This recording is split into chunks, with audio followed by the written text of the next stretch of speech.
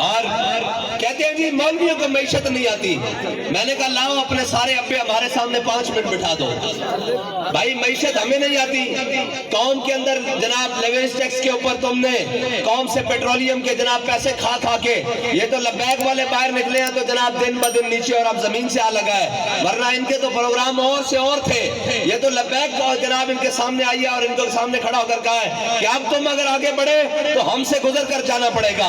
और कौम कहती है जनाब आपने हमारे लिए किया क्या है? मैंने कहा कोरोना आया है हम आपके साथ खड़े हुए हैं, सैलाब आया है हम सैलाब वालों के साथ खड़े हुए हैं, महंगाई आई है हम कौम के साथ खड़े हुए हैं। जिनकी सर्दियां और गर्मियां अंदर जनाब एसी वाले कमरों और हीटर वाले कमरों से गुजरते हैं, उनको क्या पता हो कि फुटपाथ पे सोने वाले की रात कैसे गुजरती है?